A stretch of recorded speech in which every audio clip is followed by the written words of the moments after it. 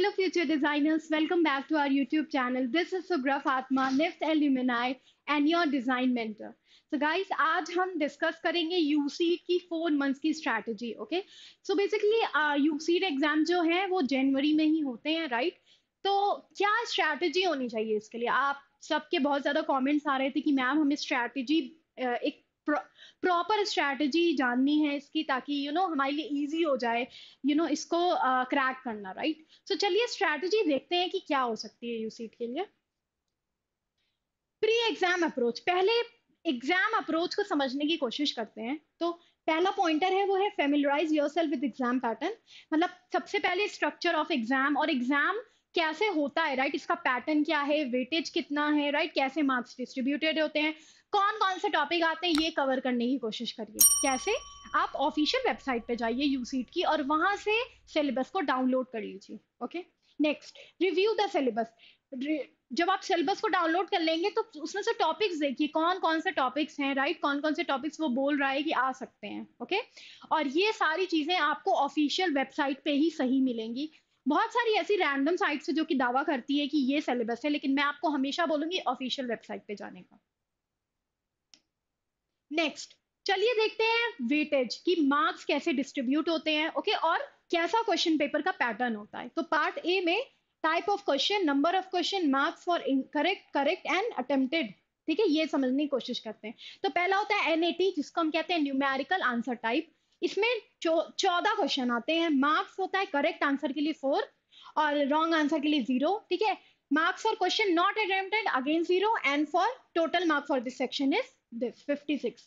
अब multiple select question, दूसरा category होती है एमएसक्यू की, मल्टीपल सेलेक्ट क्वेश्चन, जिसमें 15 क्वेश्चन आते हैं और इसमें पार्शियल मार्किंग होती है. ठीक है, हर इनकरेक्ट रॉन्ग आंसर के लिए आपका -1 होगा और नॉट अटेम्प्टेड के लिए 0, जिसमें टोटल हो जाएगा 60.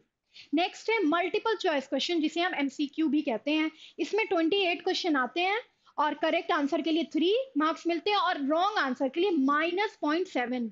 ठीक है, 1 जो है वो डिडक्ट होते हैं. 0 अगर आपने अटेम्प्ट नहीं किया है और टोटल 84 हो गए.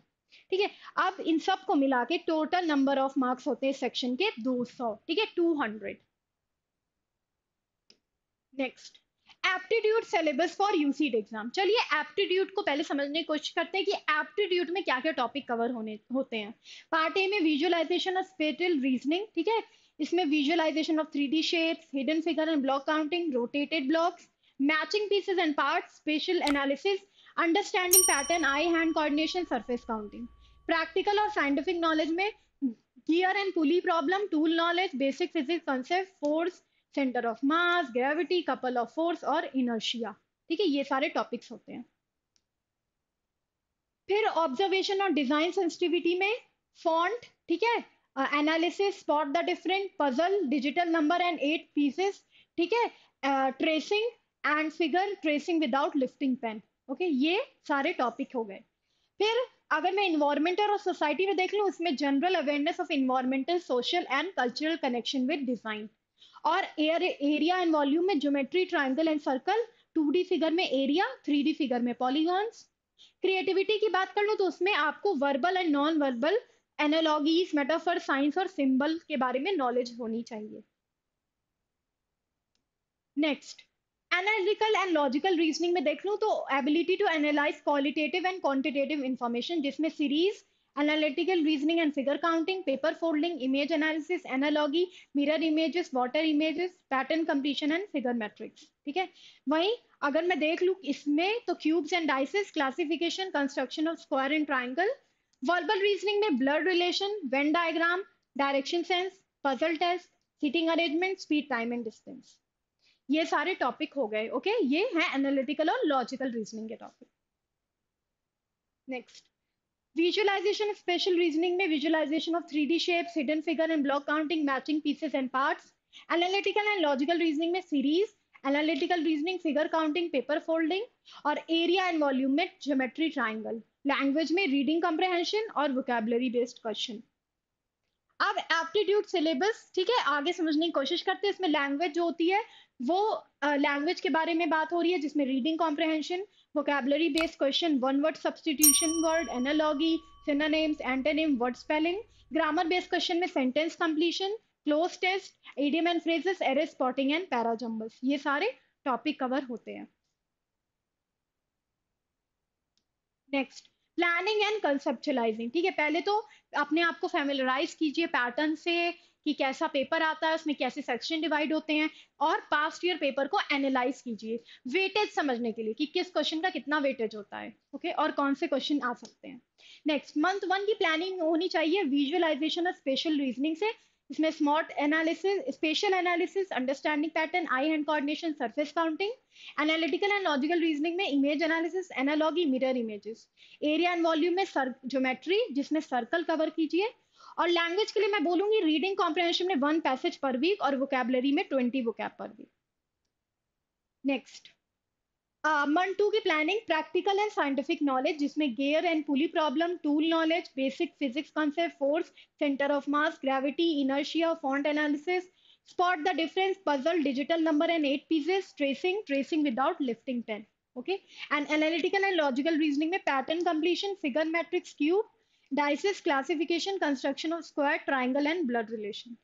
एरिया और वॉल्यूम की बात करूं तो 2D फिगर में area, perimeter related question, and 3D figure में polygon, surface area, volume related question. Language में रीडिंग कॉम्प्रहेंशन 2 पैसेज पर week and vocabulary based question 40 vocab daily. Month three की प्लानिंग होनी चाहिए क्रिएटिविटी, जिसमें आपको verbal, non verbal, analogy, metaphor, sign और symbol समझने की कोशिश करनी चाहिए। और एनालिटिकल एंड लॉजिकल रीजनिंग में direction sense, sitting arrangement, Venn diagram और पजल टेस्ट, ये सारे क्वेश्चन पढ़ने चाहिए आपको इनसे रिलेटेड थ्योरी। एनवायरमेंट और सोसाइटी में general awareness of environmental, social and cultural connection with design. And aptitude में स्पीड, टाइम एंड डिस्टेंस। और एरिया और वॉल्यूम में ज्योमेट्री, जिसमें आपको ट्राइंगल कवर करना चाहिए। लैंग्वेज में अगेन रीडिंग कॉम्प्रहेंशन 2 पैसेज पर वीक और वोकैब में 40 वोकैब पर वीक। मंथ फोर में revision and conceptual understanding and solve PYQ and mock test. ठीक है, तो बेसिकली लास्ट जो मंथ है उसमें पूरा डेडिकेट कीजिए पीवाईपी सॉल्व करने का, ज्यादा से ज्यादा मॉक टेस्ट लीजिए, राइट, एक रिवीजन करिए अपना कि जितना भी आपने पढ़ाई की है, ठीक है, उसमें से आप कितना, कौन सा एरिया आपका वीक है, राइट, कौन सा एरिया ऐसा जिसको इंप्रूवमेंट की जरूरत है। तो ये सारी चीजें आपको कवर करने की जरूरत है। ठीक है, next, create a study schedule. Okay, आप एक काम कर सकते हैं, अगर आप दिन में ये देख नहीं पा रहे हैं कि कितना टाइम आप किस सब्जेक्ट को या टॉपिक को डेडिकेट करना चाहिए, या कहाँ आपका टाइम चला जा रहा है जो आप नहीं कर पा रहे हैं, तो इसके लिए आप अपना स्टडी स्केड्यूल प्लान कर सकते हैं, राइट। जब आप स्टडी अपना स्केड्यूल प्लान करेंगे तो उससे आपको ये पता चल जाएगा, ठीक है, आप ऑर्गेनाइज्ड हो जाएंगे अपने टॉपिक्स को लेकर, अपने प्लान्स को लेकर, और तब आपको स्ट्रैटेजी बनाने में बिल्कुल भी प्रॉब्लम नहीं होगी। मॉक टेस्ट, ज्यादा से ज्यादा मॉक टेस्ट लेने का समय है ये, आप ज्यादा से ज्यादा मॉक टेस्ट लीजिए ताकि टाइम मैनेजमेंट में जो आपको इश्यू आता है वो ना आए, राइट, और इजिली आपको पता चल जाए कि किस क्वेश्चन में कितना टाइम देना है और आप कितना टाइम ले रहे हैं। Then practice previous year paper. ठीक है, ज्यादा से ज्यादा प्रीवियस ईयर पेपर को, क्वेश्चन को सॉल्व करने की कोशिश कीजिए। साइट्स पे जाइए, आपको वहां पे मिल जाएगा पीवाईपी, राइट, और उनमें देखिए किस सेक्शन में कौन सा क्वेश्चन आ रहा है, किस टॉपिक से कौन सा क्वेश्चन कवर हुआ है, राइट, उसका आप उसमें कितना दे पा रहे हैं टाइम, ओके, आप उसको कितने देर में कर पा रहे हैं और कितना सॉल्व कर पा रहे हैं। कौन सा एरिया ऐसा है जिसमें आपको इम्प्रूवमेंट की जरूरत है, कौन सा एरिया ऐसा है जिसको आप कर ले रहे हैं पर टाइम मैनेजमेंट नहीं हो पा रहा है। टाइम मैनेजमेंट के लिए बेस्ट चीज है कि आप टाइमर लगा के प्रैक्टिस कीजिए क्वेश्चन को, राइट, इससे आप अगर टाइमर लगा के आप रोज प्रैक्टिस करेंगे तो आपका टाइम मैनेजमेंट का जो इशू है वो बहुत हद तक सॉल्व हो जाएगा और आप क्वेश्चंस को अप्रोच कर पाएंगे इजिली, जो आपको एग्जाम टाइम में बहुत ही ज्यादा हेल्पफुल करेगा। ठीक है, फिर लास्ट वीक बिफोर एग्जाम में relaxation and confidence building, quick revision और स्टे ऑर्गेनाइज। ठीक है, तो क्विक रिवीजन करने की कोशिश कीजिए, कैसे, फॉर्मूलाज को पहले ही लिख लीजिए जब आप पढ़ाई कर रहे हैं, तो आपका एक क्विक रिवीजन हो जाएगा। पार्ट बी में टोटल नंबर ऑफ क्वेश्चन 100 आते हैं। ठीक है, 100, टोटल नंबर ऑफ क्वेश्चन 2 आते हैं 100 मार्क्स के, जिसके लिए आपको 60 मिनट मिलता है। फर्स्ट स्केचिंग होता है 50 मार्क्स का और सेकंड में डिजाइन एप्टीट्यूड 50 मार्क्स का। इसमें again familiarise yourself with the time table, okay, and drawing syllabus में foundation, shape to form, object drawing, shadow formation, perspective में 1.2.3 पॉइंट, एनाटॉमी में male female action and perspective, facial expression, scene creation, memory design, colour theory, element and principle, design aptitude and design thinking. ये सारे drawing के part है जो आपको syllabus है।